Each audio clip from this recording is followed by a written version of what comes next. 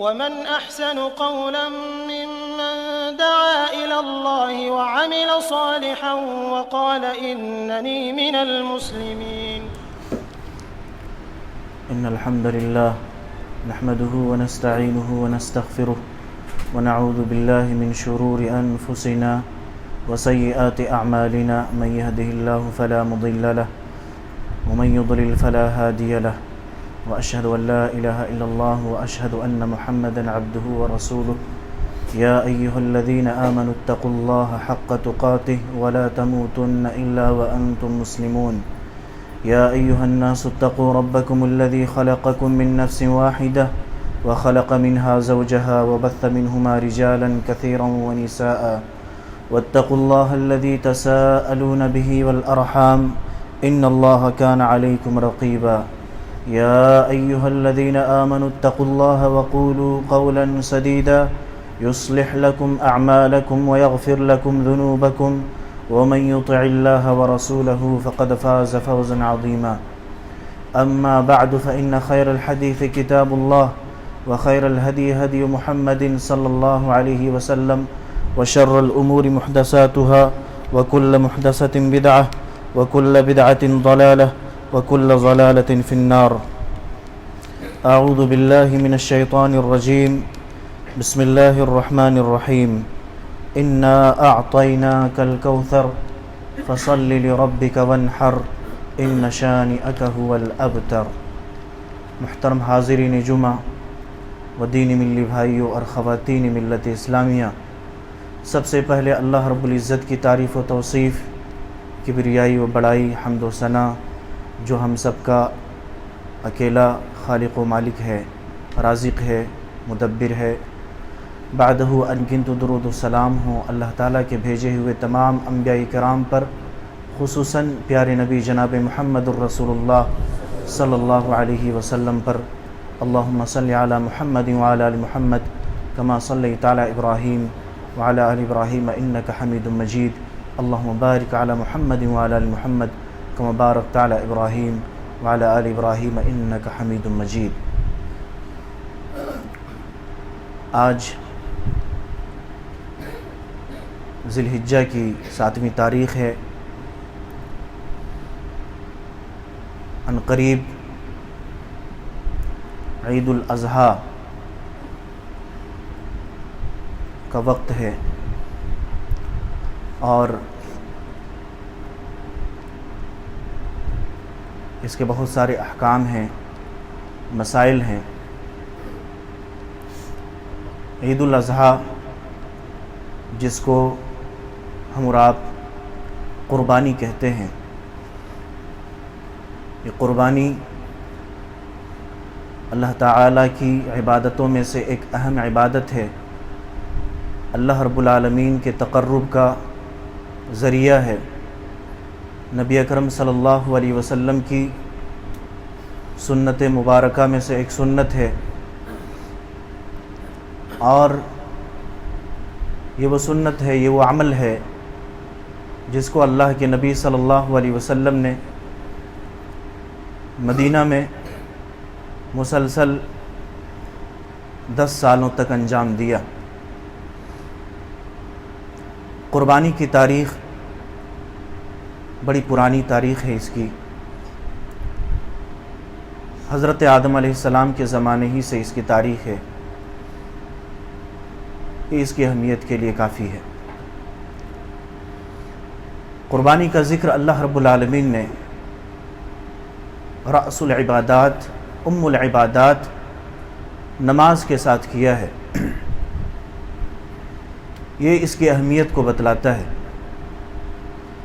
اللہ رب العالمین نے قرآن مجید کے اندر ارشاد فرمایا، انا اعطیناک الکوثر، اے نبی یقیناً ہم نے آپ کو حوض کوثر عطا کیا ہے، یا پھر خیر کثیر عطا کیا ہے. فصل لربک، تو آپ اپنے رب کے لیے نماز پڑھیے. وانحر، اور قربانی کیجیے. ان شانئک هو الابتر، یقیناً آپ کے دشمنوں کی ہی نسل کٹی ہوئی ہے۔ قربانی جیسا کہ ہم نے ذکر کیا اللہ کے نبی صلی اللہ علیہ وسلم کی سنن میں سے ایک سنت ہے۔ حضرت براء ابن عازب رضی اللہ تعالی عنہ سے روایت ہے، وہ کہتے ہیں کہ اللہ کے نبی صلی اللہ علیہ وسلم نے فرمایا، صحیح بخاری کی روایت ہے کہ ان اول ما نبدأ به فی یومنا هذا نصلی ثم نرجع فننحر۔ آپ صلی اللہ علیہ وسلم نے قربانی کے دن یہ فرمایا کہ آج کے دن سب سے پہلے ہم نماز پڑھیں گے اور پھر واپس لوٹ کر کے قربانی کریں گے۔ پھر فرمایا کہ من فعلہ فقد اصاب سنتنا، جس نے ایسا کیا اس نے یقیناً میری سنت کو پا لیا۔ ومن ذبح قبل فانما هو لحم قدمه لاهله، اور جو شخص نماز عید سے پہلے جانور کو قربان کر دے تو اس کے لیے صرف گوشت ہے جس کو اپنے اہل و عیال کے سامنے انہوں نے پیش کیا۔ لیس من النسک فی شیء، قربانی کا کوئی بھی ثواب اس کو ملنے والا نہیں ہے۔ اور ایک دوسری حدیث ہے، بلکہ اثر ہے، حضرت ابن عمر رضی اللہ تعالی عنہما سے ایک شخص نے پوچھا کیا قربانی کرنا سنت ہے یا واجب ہے؟ قربانی کرنا سنت ہے یا واجب ہے؟ تو انہوں نے جواب کیا دیا، ضحى رسول اللہ صلی اللہ علیہ وسلم والمسلمون، نبی اکرم صلی اللہ علیہ وسلم نے اور نبی صلی اللہ علیہ وسلم کے اصحاب نے قربانی کیا۔ پھر انہوں نے دوبارہ پوچھا، پھر ابن عمر رضی اللہ تعالی عنہ نے ایسا ہی جواب دیا کہ نبی نے کیا، نبی کے اصحاب نے کیا۔ جب تیسری مرتبہ پوچھا تو کہا کہ کیا تمہارے پاس عقل نہیں ہے؟ اتعقلوا، کیا تم عقل نہیں رکھتے ہو؟ میں کہہ رہا ہوں کہ نبی صلی اللہ علیہ وسلم نے قربانی کی، آپ کے اصحاب نے قربانی کی، بات ختم ہو گئی۔ کیا سنت ہے کیا واجب ہے؟ تم اس چکر میں پڑے ہوئے ہو۔ امام ترمذی رحمۃ اللہ علیہ نے اس اثر کو نقل کرنے کے بعد لکھا ہے، والعمل على هذا عند اہل العلم ان الاضحیۃ لیست واجبہ، اسی پر اہل علم کا عمل رہا ہے۔ اور یاد رکھیے قربانی لیست واجبہ، قربانی واجب نہیں ہے، قربانی فرض نہیں ہے، ولکنھا سنہ، ولکنھا سنت من سنن رسول اللہ صلی اللہ علیہ وسلم، بلکہ یہ نبی صلی اللہ علیہ وسلم کی عظیم سنتوں میں سے ایک سنت ہے، یستحب ان یعمل بہا، اس پر عمل کرنا مستحب ہے، اس پر عمل کرنا مستحب ہے۔ ایک اور اثر ملتا ہے خلفائے راشدین کے بارے میں کہ بسا اوقات وہ جان بوجھ کر کے قربانی کو چھوڑ دیا کرتے تھے۔ کس وجہ سے؟ لوگوں کو بتلانے کے لیے کہ قربانی کرنا یہ واجب اور ضروری نہیں ہے، بلکہ نبی صلی اللہ علیہ وسلم کی سنت ہے، نبی صلی اللہ علیہ وسلم کی سنت ہے۔ معلوم کیا ہوا؟ قربانی کا حکم کیا ہے؟ قربانی کا حکم یہ سنت مؤکدہ کا ہے اور اس پر عمل کرنا مستحب ہے، جیسا کہ امام ترمذی رحمۃ اللہ علیہ نے لکھا ہے۔ نبی اکرم صلی اللہ علیہ وسلم مدینہ منورہ میں 10 سال رہے، 10 سال تک آپ صلی اللہ علیہ وسلم نے قربانی کی، یہ بات یاد رکھیے۔ اور اسی طریقے پر اللہ کے نبی صلی اللہ علیہ وسلم کی وہ حدیث جو اس طرح سے کہ من وجد ساعة لأن يضحي فلم يضحي فلا يحضر مصلانا، جو شخص قربانی کرنے کی استطاعت رکھتا ہے، جو شخص اتنی حیثیت والا ہے کہ وہ جانور کو خرید کر کے جانور ذبح کر سکتا ہے یا پھر گائے وغیرہ میں وہ حصہ لے سکتا ہے، تو وہ شخص ضرور قربانی کرے۔ اللہ کے نبی نے فرمایا کہ من وجد ساعة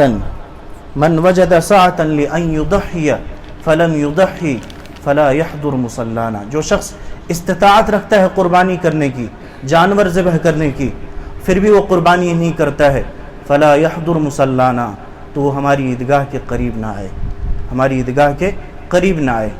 اہل علم کی ایک جماعت نے اس حدیث کے پیش نظر قربانی کو واجب قرار دیا ہے، لیکن دوسری دلائل پر غور کرنے سے اور صحابہ کے تعامل سے یہ پتہ چلتا ہے کہ قربانی سنت مؤکدہ ہے، واجب اور ضروری نہیں ہے، جیسا کہ ہم نے اوپر میں ذکر کیا ہے۔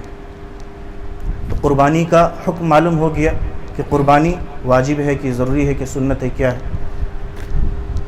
اب مسائل کی طرف آئیے، کون سے جانور اللہ رب العالمین کی راہ میں قربان کریں؟ قربانی کے دن، عید الاضحیٰ کے دن کون سے جانور کو ذبح کریں؟ یاد رکھیے، گائے، اونٹ، بھیڑ اور بکری کے جنس سے ہو یہ جانور، چاہے نر ہو چاہے مادہ ہو، چاہے نر ہو یا مادہ ہو، گائے کے جنس سے ہو، گائے ہو، اونٹ ہو، بھیڑ ہو اور بکری ہو، ان میں سے چاہے نر ہو یا مادہ ہو۔ اللہ رب العالمین نے قرآن مجید کے اندر ارشاد فرمایا، وَلِكُلِّ أُمَّةٍ جَعَلْنَا مَنْسَكًا لِيَذْكُرُوا اسْمَ اللَّهِ عَلَى مَا رَزَقَهُم مِّن بَهِيمَةِ الْأَنْعَامِ۔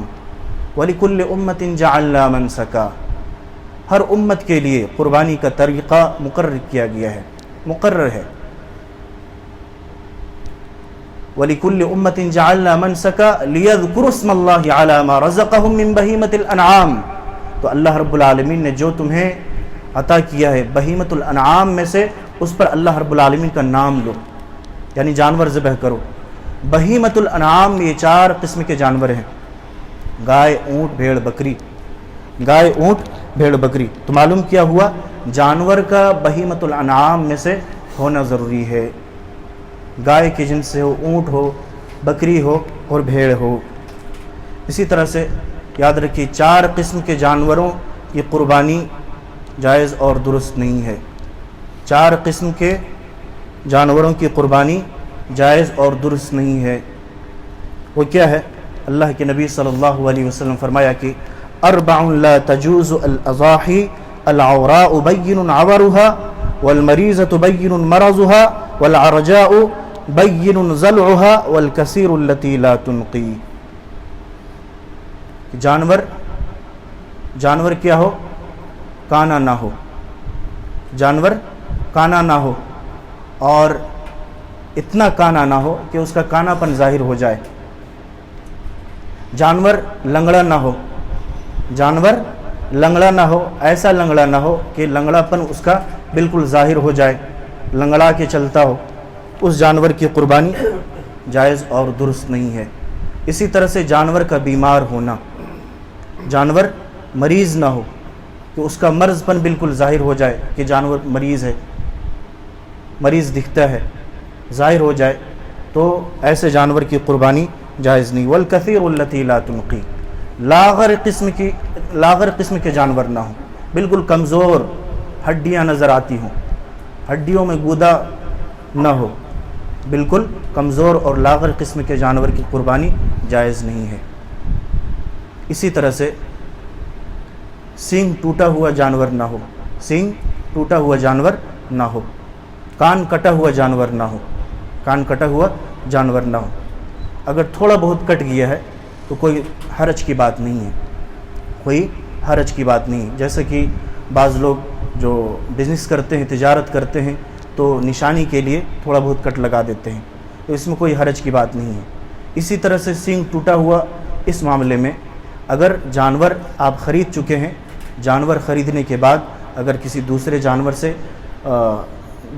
سے لڑائی ہوتی ہے آپس میں اور سینگ ٹوٹ جاتا ہے، تو اہل علم نے لکھا ہے کہ کوئی حرج کی بات نہیں ہے، کوئی حرج کی بات نہیں ہے۔ اسی طرح سے ایک مسئلہ یہ بھی ہے کہ جانور کا مسن ہونا ضروری ہے، یعنی دانتا ہوا جانور ہو، دانتا ہوا جانور ہو۔ بھیڑ اور بکری میں کم از کم 1 سال، یا جو دودھ کے دانت ہیں وہ دانت ٹوٹ جائیں، وہ دانت ٹوٹ جائیں۔ مسنہ میں 2 چیز ہے، سن دانت کو کہتے ہیں، اور اسی سے سن بھی ہے، یعنی سال۔ تو بھیڑ اور بکری کم سے کم 1 سال کا ہو یا پھر دانتا ہوا ہو۔ اسی طرح سے گائے ہے، اس کا بھی 2 دانت کم سے کم آ گیا ہو، یعنی دودھ کے دانت ٹوٹ گئے ہوں. اسی طرح سے اونٹ ہے کم سے کم 5 سال کے ہوں, کم از کم 5 سال, اور گائے کم سے کم 2 سال. اگر داتا ہوا نہ ہو تب یہ سال دیکھے جائیں گے, ورنہ پہلا عمل کیا ہوگا, داتا ہوا دیکھا جائے گا کہ جانور داتا ہوا ہے یا نہیں, کیونکہ اللہ کے نبی صلی اللہ علیہ وسلم نے فرمایا لا تذبحوا الا مسنہ, لا تذبحوا الا مسنہ, تم دانتے ہوئے جانور کو ذبح کرو, اس کی قربانی کرو. اسی طرح سے ایک مسئلہ یہ بھی ہے کہ ایک جانور ایک گھر والوں کی طرف سے کافی ہو جاتی ہے, ایک جانور ایک فیملی کی طرف سے کافی ہو جاتی ہے. ایسا نہیں کہ فیملی کے ہر فرد کے لیے ایک ایک جانور مقرر ہو. اگر آپ کے پاس وسعت ہے, آپ کے پاس مال ہے اور اخلاص کے ساتھ آپ خرچ کرنا چاہتے ہیں, جانوروں کو قربان کرنا چاہتے ہیں, تو ہر ایک آدمی کے بدلے میں آپ قربان کر سکتے ہیں, قربانی دے سکتے ہیں. لیکن یاد رکھیے یہ ضروری نہیں ہے, یہ ضروری نہیں ہے. ایک جانور ایک گھر کی طرف سے کافی ہو جاتی ہے, ایک فیملی کی طرف سے کافی ہو جاتی ہے. جیسا کہ عطا ابن یسار رحمہ اللہ نے ابو ایوب انصاری رضی اللہ تعالی عنہ سے پوچھا تھا کہ وہ پوچھے تھے کہ نبی صلی اللہ علیہ وسلم کے زمانے میں قربانی کیسے ہوتی تھی, نبی صلی اللہ علیہ وسلم کے اصحاب قربانی کیسے کرتے تھے؟ تو انہوں نے جواب دیا, ابو ایوب انصاری رضی اللہ تعالی عنہ نے, کہ کان الرجل یضحی بالشاة عن اہل بیتہ فیأکلون ویطعمون. نبی صلی اللہ علیہ وسلم کے زمانے میں نبی صلی اللہ علیہ وسلم کے صحابہ ایک بکری قربان کرتے تھے اور خود کھاتے تھے, اپنے اہل و عیال کو بھی کھلاتے تھے. وہ ان کے گھر والوں کی طرف سے کافی ہو جاتی تھی وہ قربانی. لیکن وقت گزرتا گیا, یہاں تک کہ لوگ فخر و مباحات میں, دکھاوے میں آ گئے, جیسا کہ تم دیکھ رہے ہو, کما ترا, جیسا کہ فصارت کما ترا, جیسا کہ تم دیکھ رہے ہو آج کل. تو کہنے کا مقصد یہ ہے کہ ایک جانور ایک فیملی کی طرف سے کفایت کر جاتی ہے. اسی طرح سے ایک مسئلہ یہ بھی ہے کہ آدمی جو قربانی کرتا ہے وہ خود اپنے ہاتھوں سے جانور کو قربان کرے, وہ خود اپنے ہاتھوں سے جانور کو قربان کرے. یہ بہتر ہے, یہ بہتر ہے. نبی اکرم صلی اللہ علیہ وسلم کی یہی سنت ہے کہ آپ صلی اللہ علیہ وسلم کی مکمل سنت یہ ہے کہ آپ صلی اللہ علیہ وسلم جانور کو خود ذبح کیا کرتے تھے. لہٰذا ہم سب کو بھی چاہیے کہ جو لوگ بھی قربانی کر رہے ہیں وہ اپنے ہاتھوں سے جانور کو قربان کریں. اور قربانی کی بہت ساری دعائیں ہیں, بہت ساری دعائیں. اگر آپ صرف بسم اللہ اللہ اکبر پڑھ کر کے جانور کو ذبح کرتے ہیں تو پھر یہ بھی کافی ہے. انی وجہت وجہی للذی فطر السماوات والارض حنیفا الی آخرہ, یہ دعا بھی آپ پڑھ سکتے ہیں. اللہم ھذا منک ولک اللہم تقبل من. الگ الگ دعائیں ہیں, آپ ان دعاؤں کا اہتمام کیجئے, یاد کیجئے, اور اپنے ہاتھوں سے جانور کو ذبح کیجئے, اپنے ہاتھوں سے جانور کو قربان کیجئے, یہ زیادہ بہتر ہے. اسی طرح سے گائے میں 7 آدمی شریک ہو سکتا ہے, 7 لوگ گائے میں شریک ہو سکتے ہیں, اور اونٹ میں 10 لوگ شریک ہو سکتے ہیں, اونٹ میں 10 لوگ شریک ہو سکتے ہیں. ترمذی کی روایت ہے, ابن عباس رضی اللہ تعالی عنہما کہتے ہیں کہ ہم نبی اکرم صلی اللہ علیہ وسلم کے ساتھ ایک سفر میں تھے, نبی صلی اللہ علیہ وسلم کے ساتھ ایک سفر میں تھے. قربانی کا وقت آیا, ہم نے گائے میں ہم لوگوں نے 7 لوگوں نے حصہ لیا اور اونٹ میں 10 لوگ شریک ہوئے. تو معلوم کیا ہوا کہ گائے میں 7 لوگ حصہ لے سکتے ہیں. یہاں پر یہ بھی یاد رہے کہ بہت سارے مسلمان بھائی یہ کرتے ہیں کہ حصے والی قربانی میں وہ عقیقہ کو شامل کر لیتے ہیں, عقیقے کو وہ شامل کر لیتے ہیں. یہ بات درست نہیں ہے. ایسا سلف سے اور خلف سے کسی سے بھی ثابت نہیں ہے, صحابہ کرام سے ثابت نہیں ہے, اور صحابہ کرام کے بعد والے جو زمانے ہیں ان رجال سے بھی ثابت نہیں ہے. تو سلف سے اور خلف سے کسی بھی سے یہ ثابت نہیں ہے یہ عمل کہ وہ لوگ حصے والی قربانی میں عقیقہ کو شمار کیا کرتے تھے. ایسا تو یہ بھی ہو سکتا ہے, یہ تو ایک طرح کا ہیلا ہوا اللہ کے نبی صلی اللہ علیہ وسلم کی سنت کیا ہے قربانی کے متعلق کہ اگر بچہ ہے تو 2 جانور اور بچی ہے تو 1 جانور، اور اگر کسی کے پاس وسعت نہیں ہے تو بچے کی طرف سے بھی 1 جانور قربان کیا جا سکتا ہے عقیقے میں، لیکن 2 جانور کا ہونا یہ مستحب ہے۔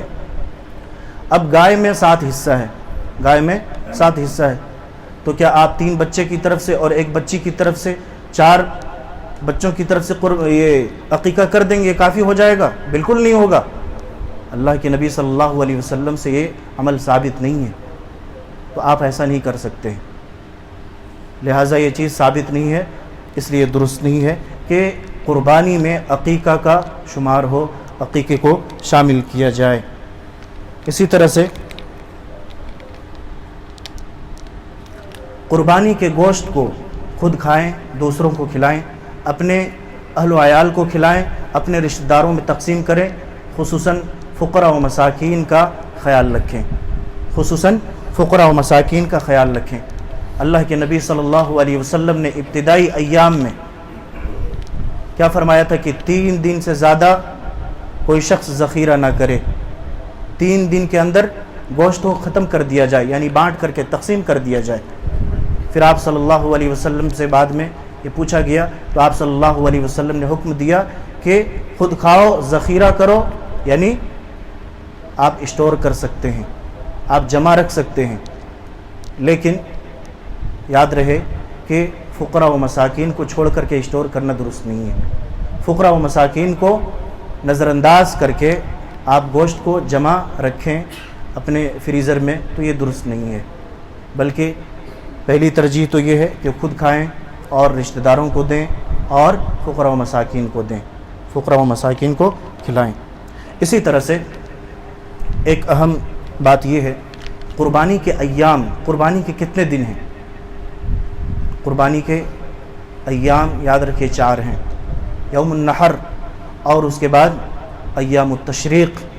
یوم النحر 10ویں تاریخ اور ایام تشریق، ایام التشریق جس کے بارے میں اللہ کے نبی صلی اللہ علیہ وسلم نے فرمایا کل ایام التشریق ذبح، کل ایام التشریق ذبح، ایام تشریق کا ہر دن ذبیحے کا دن ہوتا ہے، قربانی کا دن ہوتا ہے۔